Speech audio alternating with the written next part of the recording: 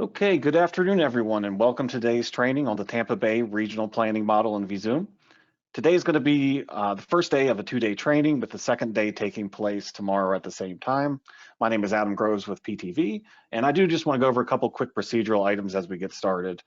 First, this training will be in a webinar format, so all the attendees will be muted throughout the entire training. Please utilize the questions box and go to webinar to ask any questions, and we will either A, answer directly back to you in the chat box, B, answer your question during the Q&A session later, or C, we'll get back to you offline via email if for some reason we can't get to your question.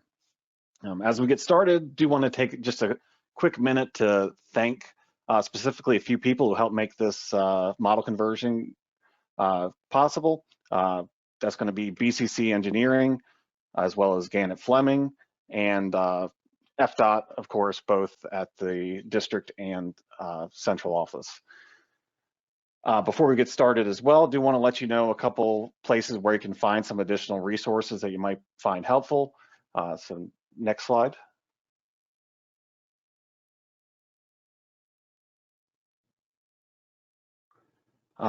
So a great place to find additional resources about Visum is going to ptv.to/learn, where you'll find the PTV America Technical Resource Hub. Here you'll find an archive of webinars we've done, some self-learning options under Academy, as well as ways to find support. The next slide.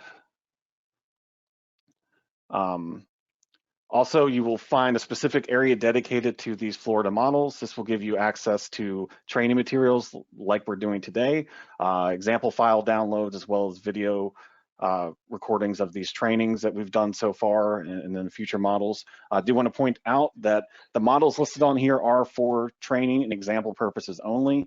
Up at the top, you're going to find a link that will get you to the FSTUMS website, where you're going to find the current adopted models. So just please bear in mind, anytime you're doing any kind of project work, that is the place that you're going to be able to find those current adopted models. So please make sure to utilize that if you're doing project work. Right, next slide. Couple things you'll notice right off the bat as we get into this versus the previous model.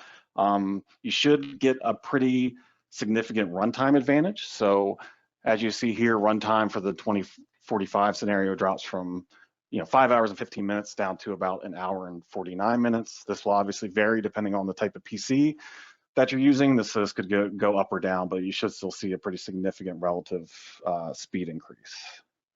Also, the same goes for file size. Before a model run, should go from about 1.34 gigs down to about 127 megabytes, and then with a load-in network from 35.8 gigs down to about 13.1. So those are some things you should be able to notice as advantages right off the bat as you begin using these models.